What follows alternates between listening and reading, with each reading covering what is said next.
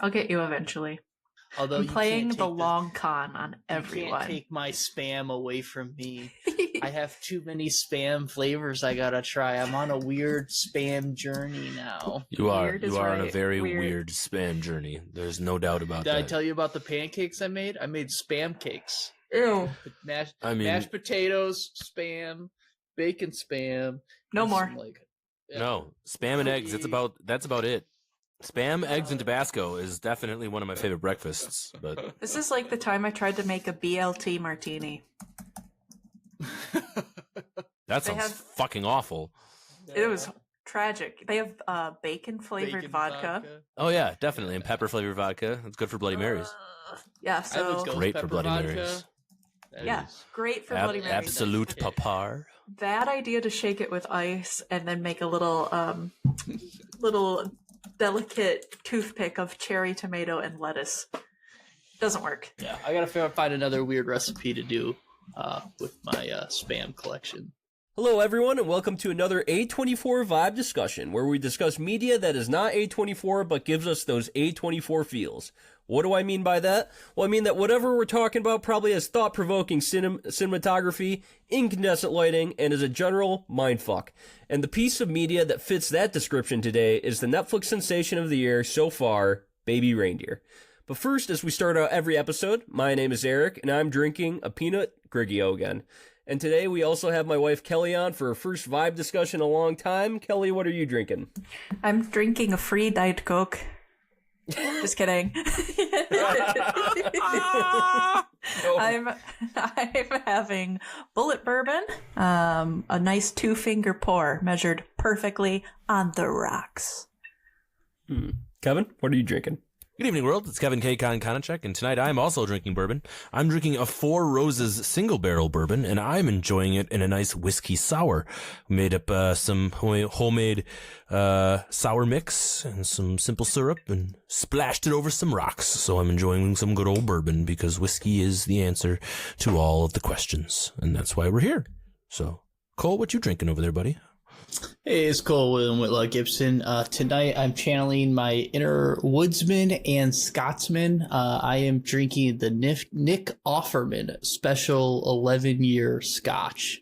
So that is what I'm bringing to the table. Pretty smoky. The Lagavulin. Yes. Yeah, I wasn't gonna dare try and pronounce that, but I'm glad you know what I'm talking about. What does Nick Offerman have to do with it? Does he own the company? Nick Offerman from Parks and Rec. Well, I know that's the Scotch. No, he drinks that Scotch all the in the time? show. Okay. No, in the show, that's his favorite Scotch that he talks about religiously, and so they gave him an made opportunity like to watch a few episodes. special edition. Doesn't really have any A24 vibes. No. Yeah, but he likes woodworking, so he's kind of a neat dude. Fair. And I got his book over there. His book's over that way. Yeah, somewhere.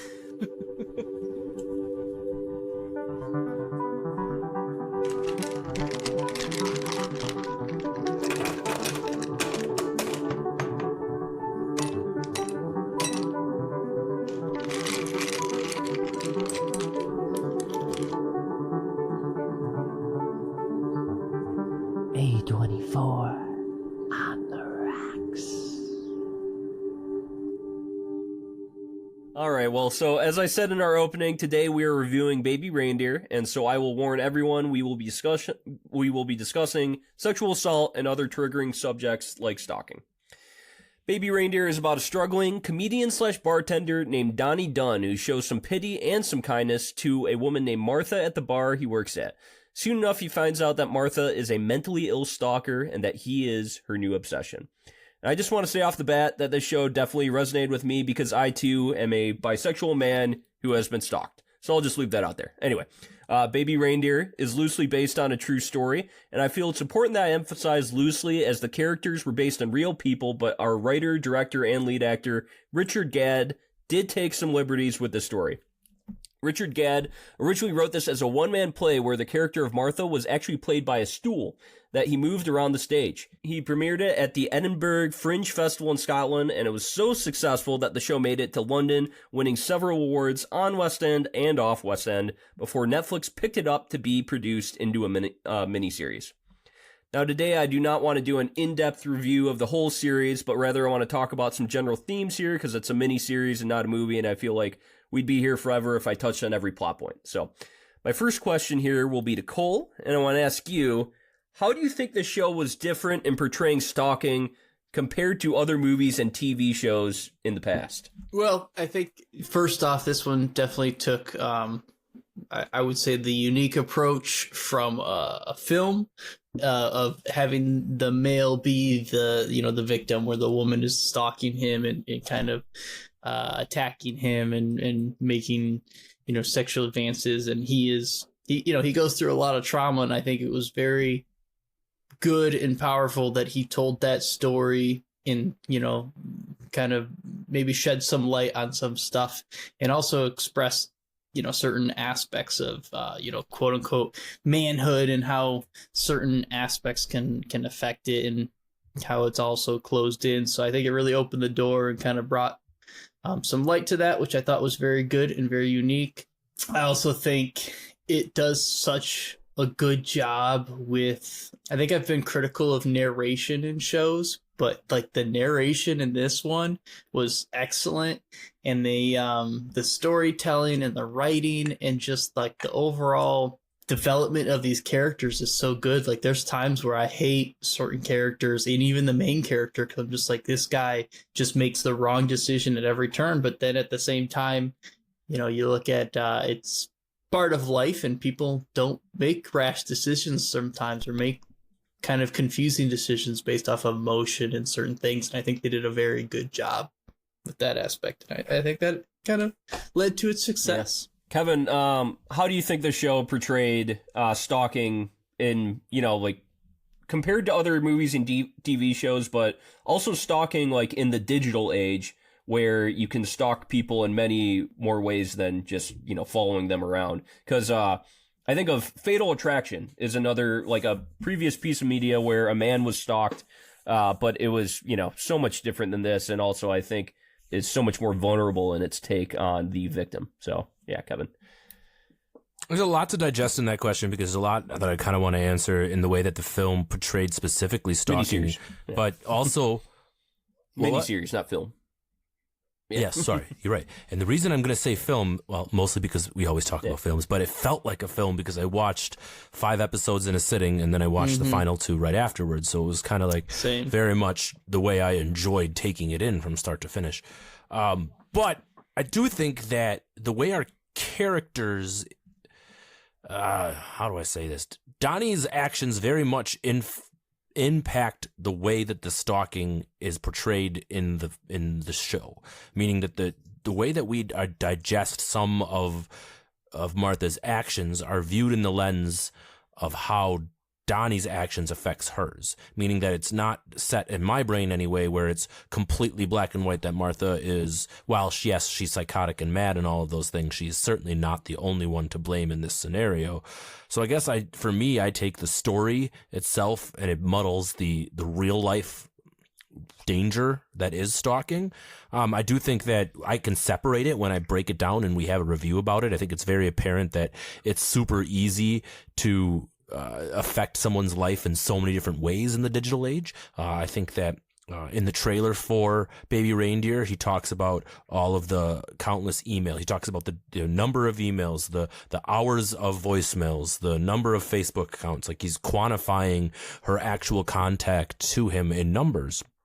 And I think that's only really accomplishable in the 21st century with the age of social media and the ways that she has access to all of those things. And I think the show did a good job of making that really apparent that she is successful because of all of the tools that she has readily available to her. So I think the show did a really good job of that. For sure. And Kelly, talk about Martha a bit, played by Jessica Gunning, and how she kind of, would you say she subverted your average stalker that is portrayed in media? Like, I feel the show, I love it because it's so vulnerable. They definitely portray Martha more in depth than just this person that, like Glenn Close in Fatal Attraction, this absolutely psychotic murderer. There's more to it than that. Would you agree? Or how do they portray her differently than other pieces of media?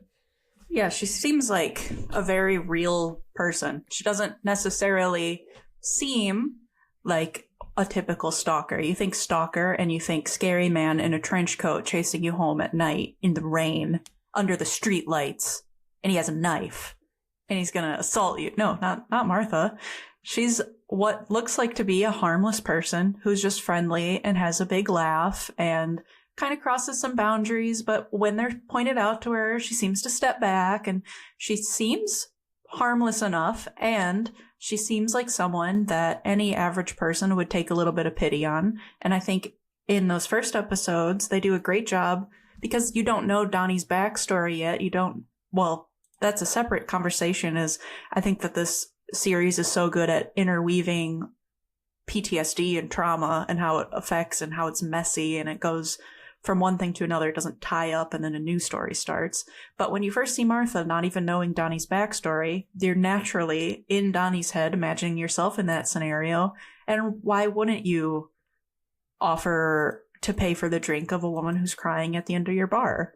She looks harmless. She seems harmless. She's nice enough. And as time goes on, you realize, oh, there's something a little bit off here, but it's not threatening necessarily right away. It's not scary. It's just like, it's still kind of something that you want to pity. And I think they do a really good job at grounding her as a very real person that you can feel really conflicted about. And Donnie certainly does. And as an audience member, I certainly do, even having watched her whole entire timeline. And she doesn't do many good things at all, but then you see what her apartment looks like, and it's like, oh. And as scary as she is in her ways, I still find myself feeling pity throughout the whole series for her. And that's crazy to say about a stalker and a character written based on a real life stalker as well. I still feel bad for her. Yeah, and that's the thing that really hit home with me, because the person that stalked me, I pitied him a lot. And it got so bad where it got to a point where I blocked his normal social media accounts and every account that he had. But I learned through a friend that his brother died. And I noticed his brother was following me on several accounts, but some of them, there was 2 accounts of his dead brother. And then I blocked those accounts, and I noticed that his dead brother kept making more profiles and kept following me on all of those profiles. And so I kept blocking him, and he kept making more and more accounts. And this is a good example of how stalkers often use things that that you would normally pity a person for, and they use it against you. They use you pitying them to their own advantage. And it got to a point where he made 15 profiles of his dead brother, and I blocked them on every single. I had to keep blocking him over and over and over again. And yeah, that is something that really hit home, that I think was portrayed in this series so well, that often the person that's stalking you, you at first might pity them. They will say things, that might be heartbreaking and sad. You're like, okay, I can't completely kick this person out of my life. I'm scared what they'll do. And then they use that to their advantage to keep stalking you, and it's a really in-depth foray into mental illness too. That's why I think I really like this show. Now, the reception to our main character of Donnie has kind of been all over the place online, and that's kind of how you knew it was a really good show, because it's actually caused a lot of controversy. Largely, I think a lot of the controversy comes from the victim blaming of Donnie. So there's a sizable number of people on the internet that think he is partly to blame for Martha's obsession of him, as he did follow her to her apartment that one night. And some think he wasn't straightforward enough in denying Martha. Kelly, I want to go back to you. What did you think of Donnie's response to Martha's stalking? I think that Donnie is perfectly portrayed as a very real person. And I think that any real person, it doesn't make the right decisions all the time. And I think that any real person has a lot of reasons why, whether it be trauma, whether it just be kindness that they're trying to put forth in the world, whether it be curiosity, whether it be malicious intent. Everyone's capable of doing the right and wrong thing in any scenario. And I think that Donnie does all of that. He's very much grounded as a very real person, and he's not going to make the perfect decision-making factors at any time in the story, which is what makes it so powerful. If he did make all the right decisions, I don't think that this show would be talked about as it is right now, and it just makes him a much more complex and nuanced character, same as every single character in this series. So it's human, and it makes sense to me. So I think that a reason why this show is so successful like it is too is because a lot of people are able to put themselves in those shoes or reflect on things that have happened in their own lives. And there's a lot of times that you could look back and be like, oh, did I do this too much? Did I do that too much? Is the reason that this person's acting this way because of the way that I behaved? And in the end, it's not all your fault. Like, and in his scenario, there's nothing that he was doing that you could possibly know that she was going to respond in that kind of way. Mm-hmm. So people are unpredictable and people are imperfect in their decision making, and the show does a really good job of portraying all of that. Yeah. Kevin, yeah, touch on that a little bit, but also kind of let's talk about like the psychology of Donnie a little bit. Like, I definitely think part of the reason why he just doesn't do certain things where he's straightforward enough to get her to, stop like doing a few things. He has a lot of anxiety and self-loathing, and that definitely plays into him not responding strongly enough to Martha's obsession of him. So yeah, let's talk about that a little bit. The show does a really great job of showing its hand early, but not giving you all of the facts. So we show the initial reaction to Martha, and it has you kind of unpack his first reaction to her coming off the street and just, okay, that seems relatively innocent. And then the following episodes really just give you this huge, dark, deep background to Donnie and kind of all of the trauma and things that he experiences. And through those episodes, it fills in the psychology of our main character onto why he is so self-deprecating and why he loves hating himself. And he talks about that so impassionately in later episodes about how he's addicted to hating himself. And I think that has a lot to do with his reactions and his interactions with Martha. I think that the audience is made to make a decision between the innocence of some of Donnie's decisions versus some of the maliciousness of some of his decisions, and for good reason, in my personal opinion. I think that he was left with some major choices to cut her out or to go to the police before the 6 months or to not return and use her as a sexual object or any of the number of choices that he had later on after it was already established that she was clearly unwell and mentally unstable.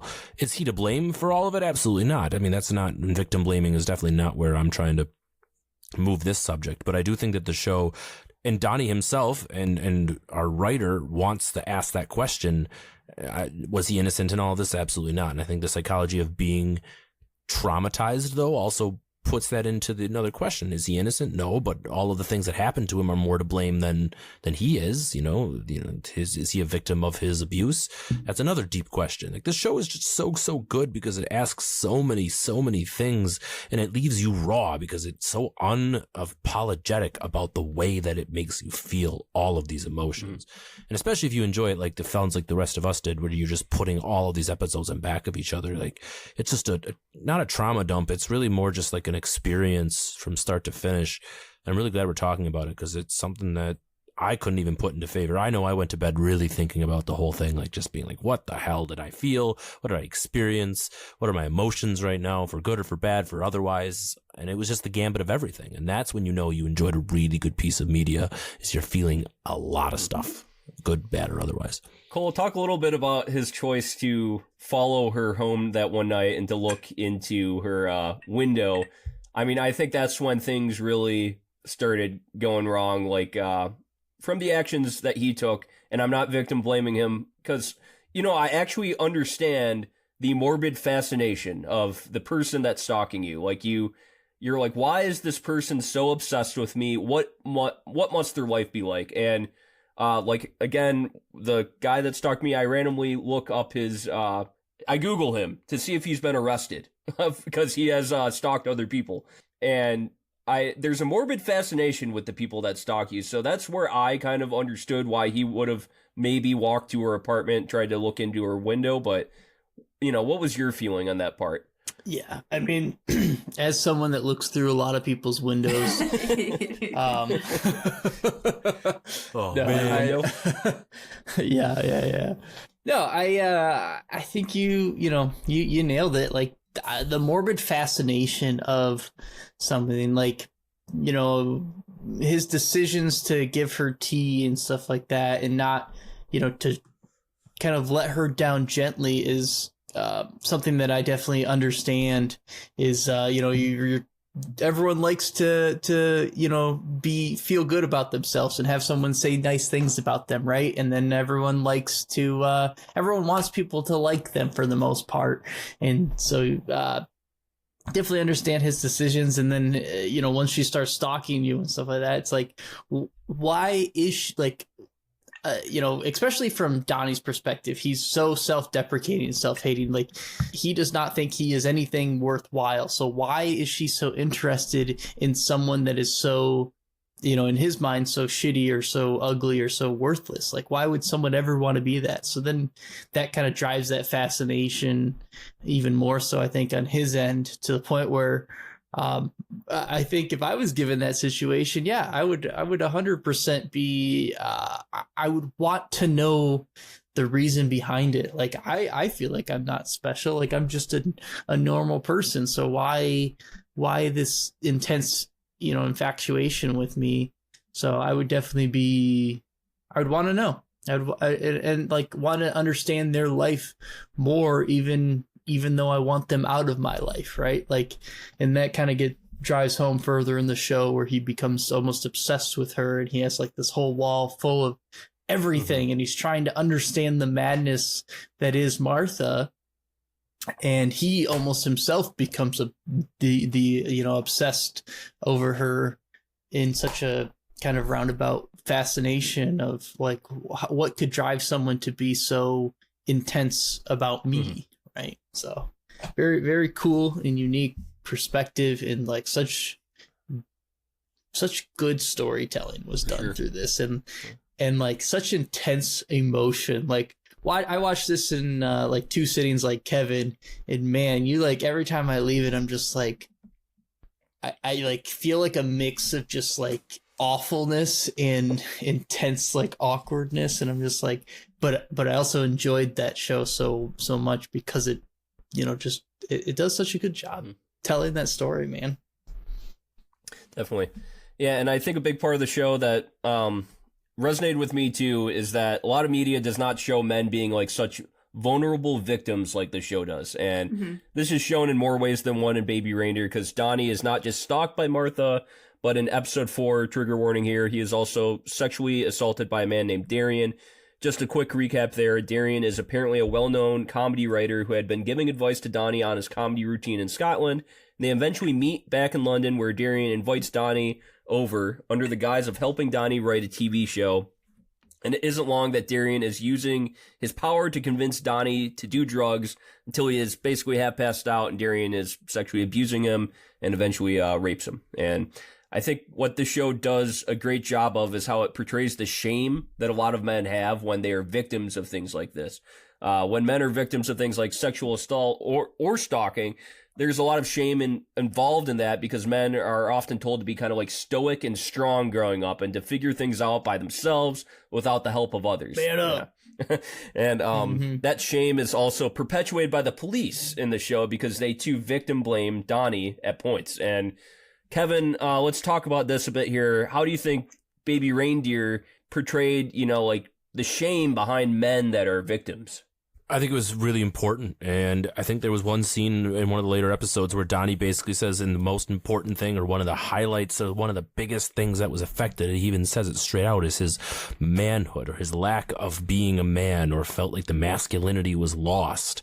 And that theme was so absolutely apparent throughout this whole film, even when thinking about like his comedy routine and how sexualized some of the lines were and things. And that was clearly just like a front for portraying not really even what he felt about himself. even the line that gets him in the most trouble in this whole series is the "I'll hang your curtains" line, and that's just an ability to try to hang out with the boys at the pub, and that's the catalyst for everything, because he was just trying to fit in a sexualized world where he maybe didn't know what he felt or how he was. I think that scene where he goes and comes out to his parents was incredibly powerful too, because like it was like taking all of that abuse and synthesizing it into the, I don't want to do this, but if I don't, I'm worried that this crazy lady is going to come in 10 minutes behind me and do it for me. So I have to. And like that desperation, that vulnerability, that moment was just so well put together on screen. And then to cap it off, to have the dad admit that he was abused, even in something as simple as I was a Catholic boy, like that's all you needed to say, and the rest you had just put it together. It was just like, the writing was great, everything else was good. And I'm kind of even straying away from your original question, more just than the idea that masculinity, and I guess I just came to it right there too. His father is portrayed as a super masculine character, with the way how aggressive he is on the phone and how protective he is, how paternal he is. He wouldn't hug him in that at the moment, start too. Was, he would just shake his hand, exactly, and then he ended up hugging him after that. And then it was completely stripped away in that moment. It was nothing but love, and I was like, wow, you did such a great job of just making that moment about the family. It was just really good. Just really, really good. Yeah, I think that scene with the dad, and I want to touch on the scene in the bar too. Both of these, because the dad asks him, would you think less of me as a man? Is such a great way to reframe these kind of situations that happen to people. Yep. Like when you put it on someone else, like, of course I would. Like, it's so second nature to just be like, of course not. That's something that happened to you. But when it happens to yourself, you can't really see it in that light. So the fact that the dad asks it in that way, it's so therapeutic, and it's such a good example. It's so timely, because I think that it's such like a cultural thing of like throughout this whole series is just like this the way it's like handles these like sensitive topics, and the way that culturally there's less, slowly but surely, less shame about being open about these kind of things that happen, and it's a rippling effect upwards, and it allows that trauma to kind of be released and talked about, even by the most, as you would like see his dad, like masculine, like traditional paternal type figures. They've been carrying that perhaps their entire life, and then that opens it up, and you're like, well, of course not. Oh wait, why did I think that they would think that about me? And it's such a release, and it makes like that travel worth it.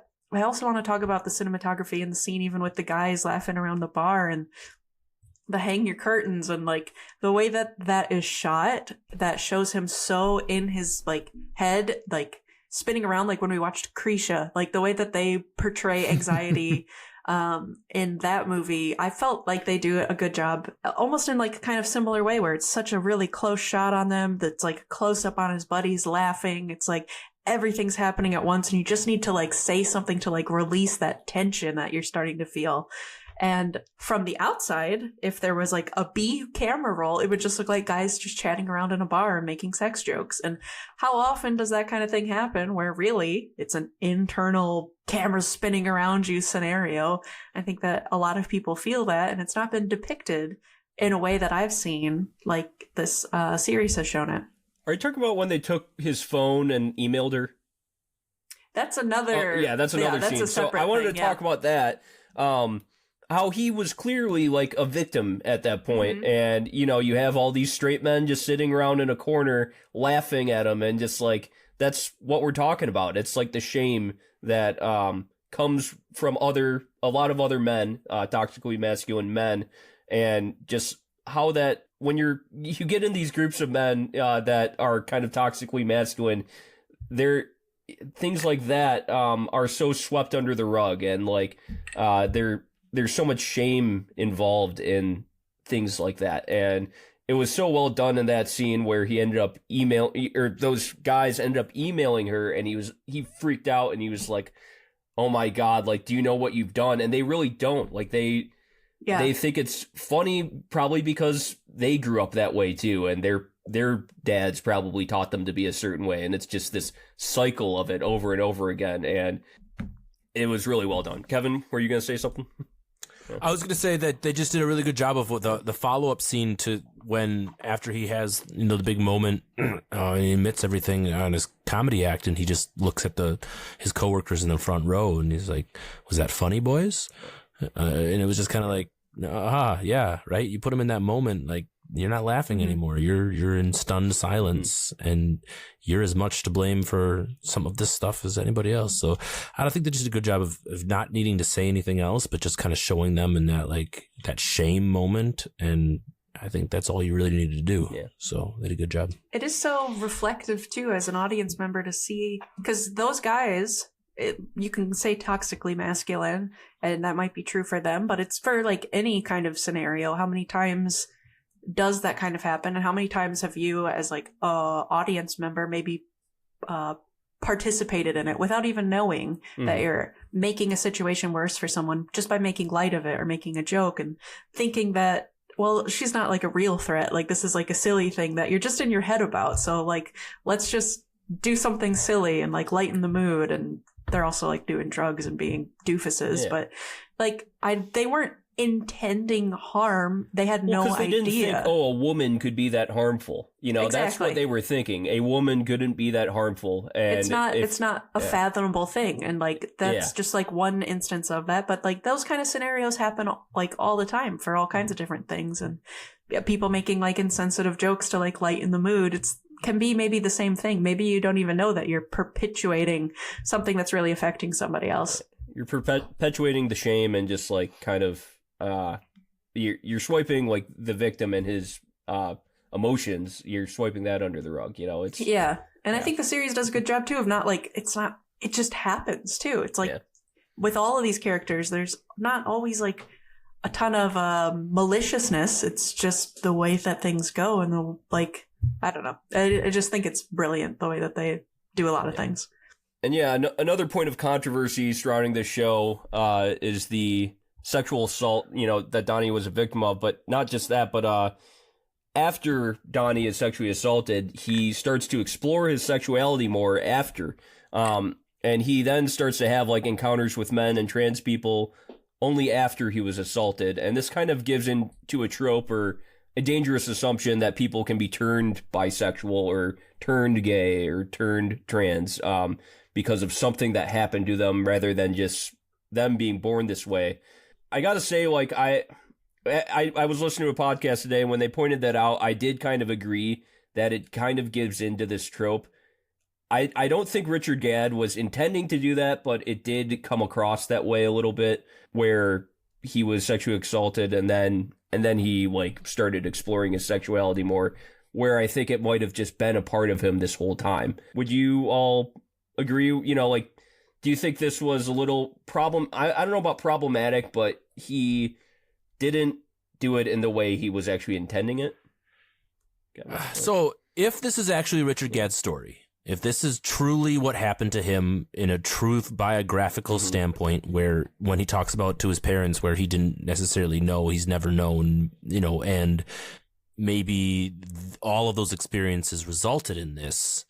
If we believe that the story told that way is accurate, then I would say that it's authentic, and it doesn't matter what anybody else thinks if that's what he feels. If that's what got him to believe in his sexuality one way or another, then that's what the audience should take as gospel regarding how that whole thing plays out.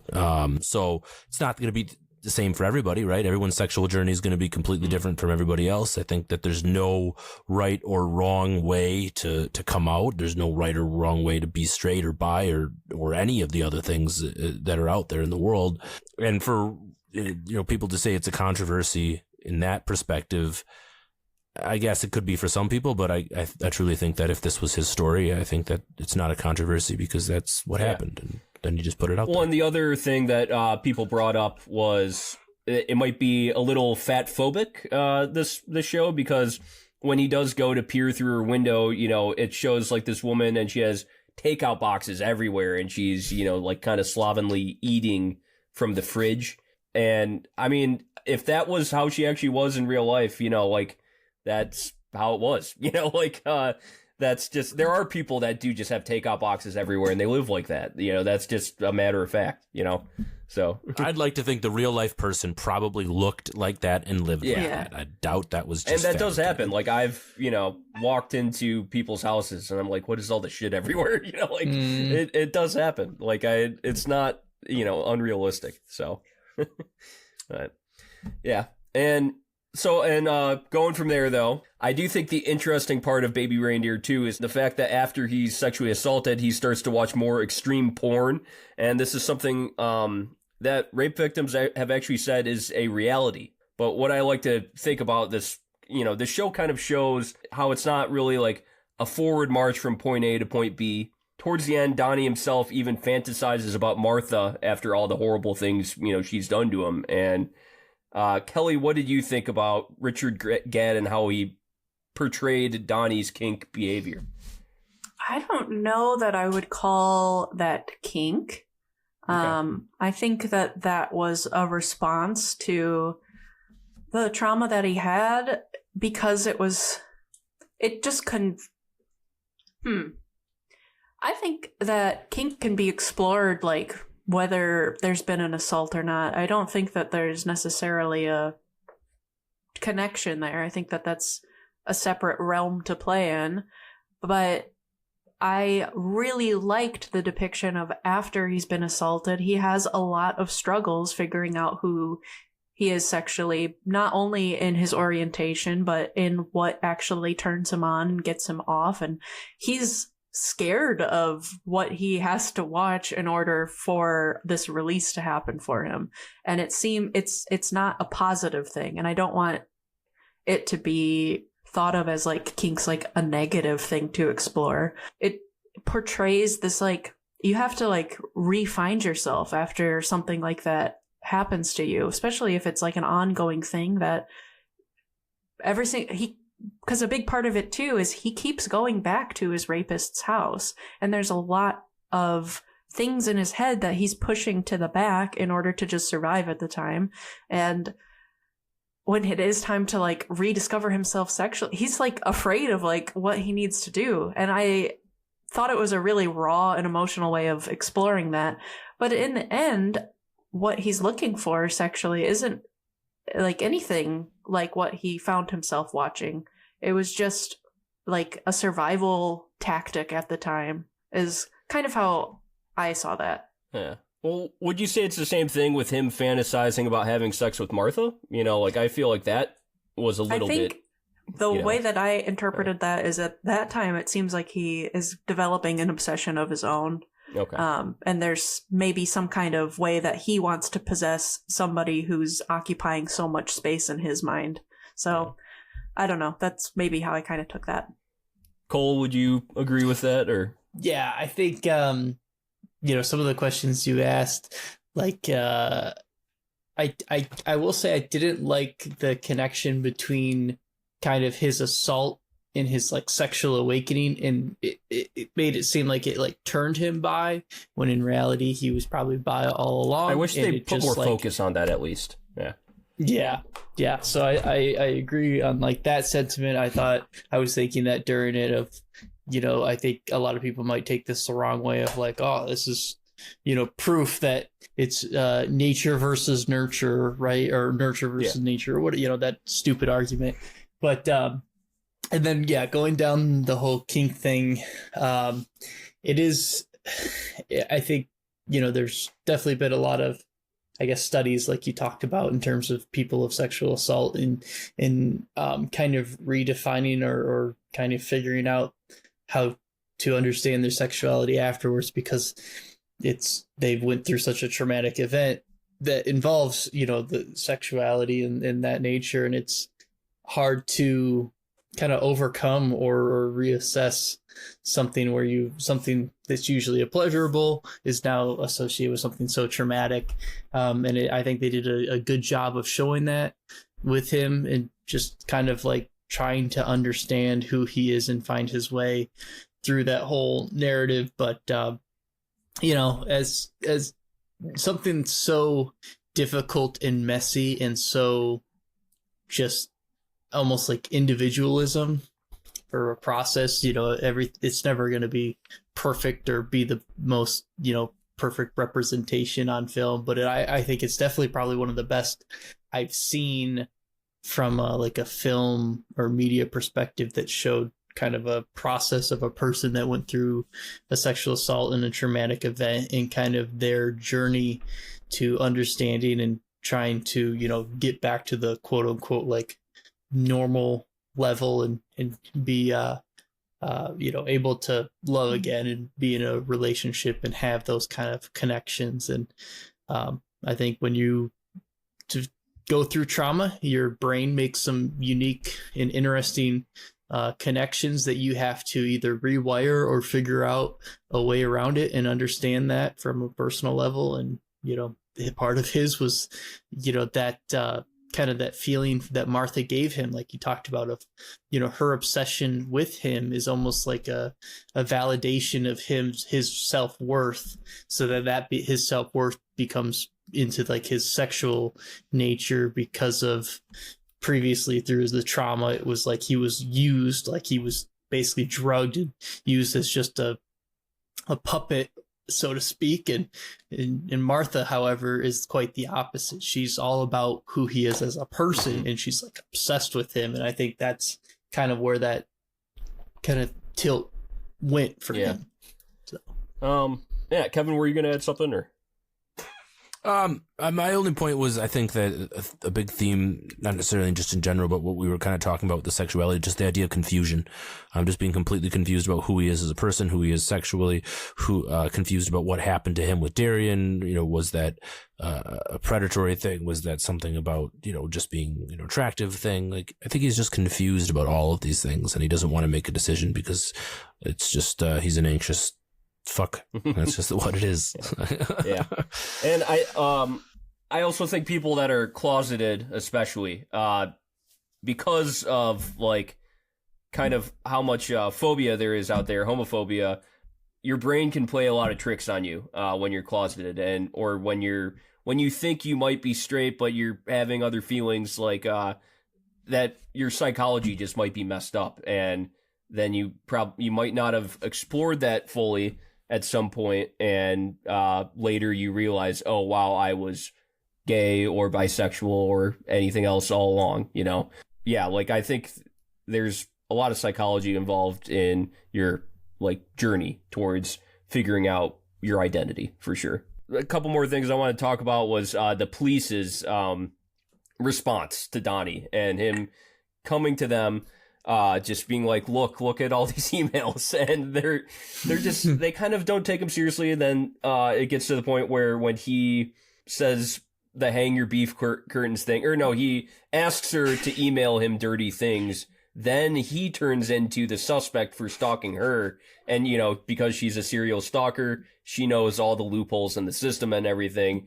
And it really just shows how difficult it is to convict somebody of these crimes, and how much like burden of proof you have to have, and why it draws people away from going to the police in the first place. But Kelly, talk about that a bit, just kind of the cops' response to all this. I'm gonna actually riff on not necessarily the police part of it, so I'm gonna take your question and spin it. That's fine, because I want to talk about, they first show him, it takes him a long time to go to the police with the Martha situation. But then they do such a good job in the show of showing like, well, why did it take him so long? Oh, because something previously happened to him, and he didn't go to the cops then. So how is this enough of a reason? And it does a really good job of showing how complicated it can be to actually bring those kind of things to light, especially in a way that you actually are going to go through a great amount of labor as a victim just to get a result. And I like that these two not connected occurrences, but connected through the person that it happened to, they affect each other, because of course they do. And of course it goes all the way to the point of going to the police and being able to muster just it's it's just like so laborious is the word I want to use to even like get to that point. And I just think the fact that they showed him taking that long because of something that previously happened and the weighing of these items, and because of the stalking thing happening, it made him have to face everything else that happened as well. As far as when it comes to the police, I think that was probably pretty realistic, because if you are an officer, like, you need a good amount of proof in order to do anything. You can't just go around giving a warrant to everybody who's told anything on.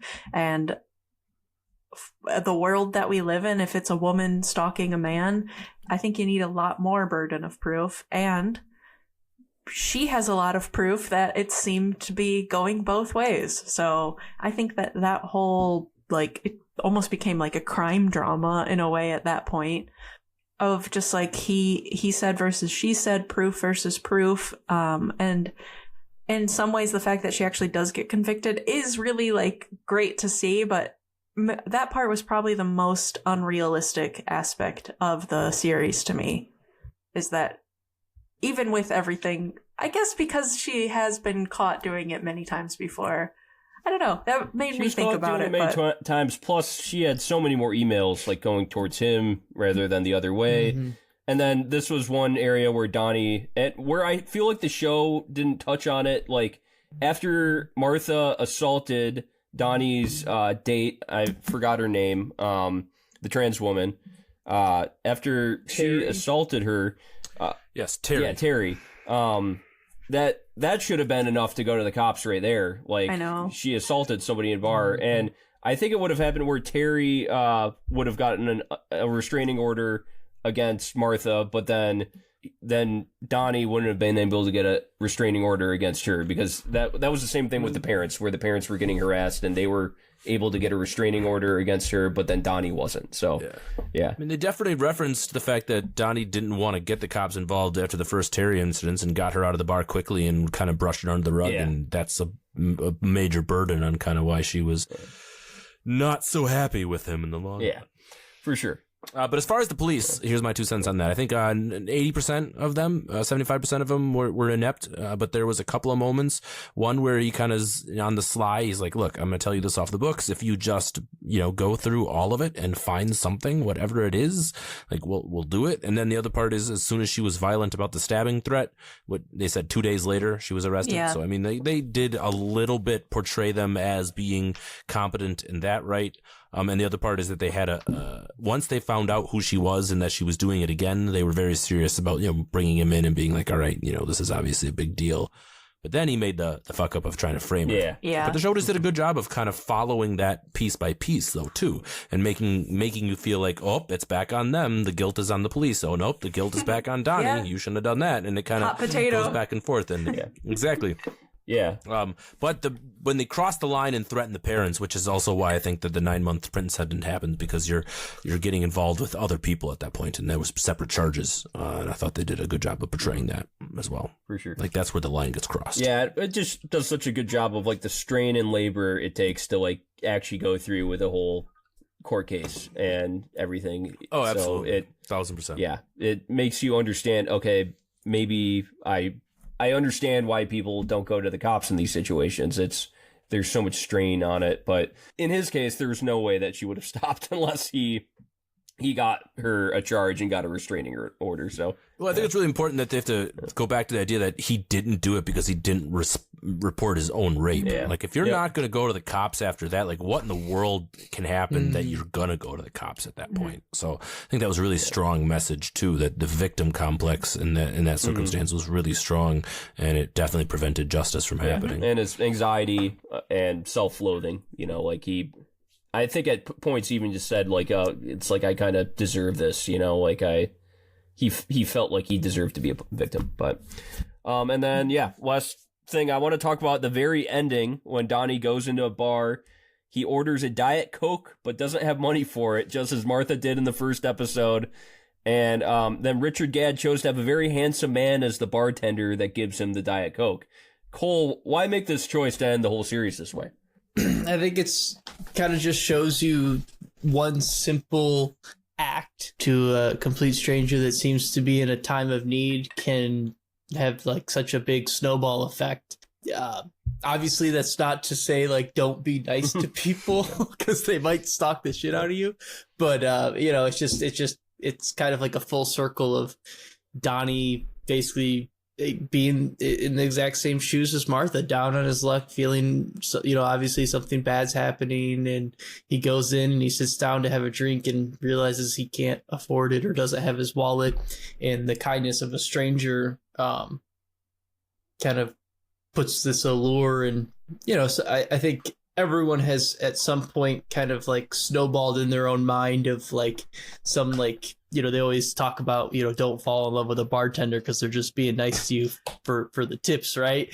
And it's kind of like that thing where, someone's nice to you and you're like, man, are we about to become like best friends and, move together to the hollers of Tennessee and open up a little commune? It's like, no, this person just like opened the door for you or something. So just one of those things, but most people don't act on those, I would say. But I thought it was a nice touch and a good way to kind of wrap up the whole story itself. Kelly, you want to talk about that? I think it shows, yeah.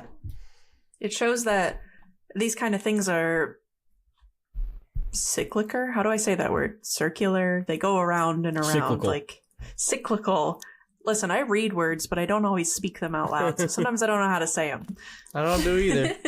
But this is an instance of that. I like that anything, I think, when it's done in this kind of way, to end a story how it began is always like a really powerful way to just like bring it all back home, because it makes you think, okay, we've followed Donnie's whole story and it was messy and it was wrought with trauma and he's an imperfect person, but we still care for him and we still kind of get it. And there's this and that, but also the way that it ends is the same way it began, and it brings the pity for me back to Martha again. What has Martha been through? What kind of things has happened to her that got her to that scenario? And talk about that one voicemail he listened to, where he figures out the reason why she calls him Baby Reindeer. Baby Reindeer. Yeah, and he listens to that. He obviously, both in this show and in real life, still has this soft spot in his heart. Not to say that there's any affection there, but she was a very important and influential person in his life for a lot of reasons, bad reasons, but he's been able to process what's happened to him to such a degree that he's able to find a lot of empathy for that person, all the way to the point where he's going to portray himself in a way as her at the end of this whole story. Anybody almost in a way could become that. I feel like is part of the way that we're opted to look at it by the way that the series ends.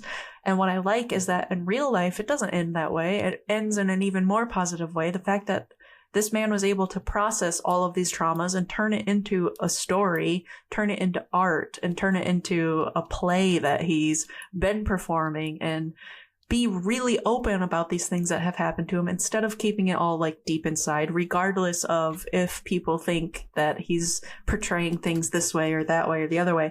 The fact is, he's obviously done a lot of work to find your stalker as an empathetic character is really, really a trip. And I really like that it ended as it began because of that. And I think what that did such a powerful job doing too is that, a lot of people, they will just, or a lot of media, they just demonize the stalker, and they just say, okay, this person's a monster, that's why they're doing this. When every person that's ever done a crime, there's psychological reasons they've done it. There's reasons behind everything that people do. And we don't always focus on it. We just demonize them and make them into a monster, where in this show, they're just like, okay, she had some childhood drama that led her to obsessing over people. And there's definitely some, mental illness there. And just the way that the show empathizes with the main antagonist, but then, our main protagonist just says, I can keep a boundary between me and her, but then I can still understand why this all happened, and that will actually make me better for it in the end. I think that is like something that just rarely is shown in media too. So, Kevin, do you want final thoughts on the ending? Yeah, I think the reason that they do it is for a lot of the reasons that you guys mentioned. It's to remind you that Martha is a big part of this story and that you are to feel empathy towards her in one way or another. I think that every episode, does a really good job of having moments where you feel so many different emotions about all of our characters, but especially Martha, and major credit to Jessica Gunning on her performance here, as far as being able to portray so many different emotions. You go from feeling like, oh, she's a sweet, lady who's just trying to get by, to slamming on a cafe table and screaming like she's going to murder somebody, or smashing a bottle across somebody's face and literally assaulting someone, ripping their hair out. Like the violence and the complete unhinged nature of this performance, mixed with its subtleness. I mean, I think about the sitting on the bus bench where she's just staring out into oblivion and just dissociating from the world, and just the physical acting that had to go into some of those scenes.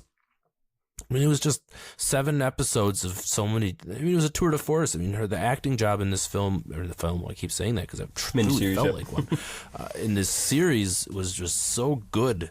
And I was just really blown away. I think that final scene just gives you that perspective of kind of a little bit of mindfuckery, kind of like that, oh, here we go again. Like you could do the same story again and now a different reverse. Or let's not necessarily they're doing a sequel. That's not what I'm saying. But like you could continue the story that, like you said, everything's cyclical. Everything kind of comes back to itself. And the same behaviors that got him in that situation with Martha could absolutely happen again with his behaviors towards our mystery bartender. Like you can see those same things happening, the same maybe ailments that Martha had, maybe our baby reindeer also has. So I just thought that was just a really cool way of bringing it all together. Yeah, and for all we know, he just walks out of the bar afterwards, and he probably does. And it just shows you that act of kindness can just be an act of kindness. It doesn't have to turn into a whole series. Yeah. All right. Well, I mean, if I had to give a final grade, I'm not gonna talk in depth about why I give it the grade, because I think we just did, but I'd say an A. I'm not sure about an A+, but an A for sure. Yeah, I would say an A. I mean, it definitely was very enjoyable, start to finish. I would give it 35-minute episodes, A+, right? Not bad. For me, for sure. Yeah. There you go. Yeah, it definitely was a hard watch, right? It was uncomfortable. Definitely. It leans on A+ for sure. The writing is so good. There's a reason we're talking about it in an A24 pod. We didn't talk about it too much, but it really does fit in that like dark comedy, make you uncomfortable realm. Like you don't want to watch it, but you have to watch it and you can't tear away. And when you're done, you're just like, what the fuck? Yeah. So really cool from that perspective. I find it was so as like dark and uncomfortable as it is. I just found it to be such a therapeutic show also. And to like get everybody talking about a lot of these themes openly is like a really positive experience as well. I just think that it's phenomenal. Yeah, I mean, I don't want to keep ranting, but like even the way that they portrayed Terry in the transgender relationship, like how often do you see that in modern media to where you even have a fully fledged out relationship to kind of digest and take in? I thought that was just a really well put together piece. So shout out to Nava Mao for her role in that as well. I mean, she was just phenomenal. So just great performances top to bottom. Definitely. All right. Well, thanks for listening to us. And we will be back next week with another A24 film to review. Please rate and subscribe. And we're now A24 on the rocks on all of our social media. I changed the name so that we're all just one name. So please follow us there, and have a great night, everybody. Send from iPhone. You wee baby reindeer. Good times. Time to vacuum. What was that? It's a tiny little vacuum. I use it for so I feed my frogs flightless fruit flies, and sometimes they get out. So I use this to capture them. There was one on my desk.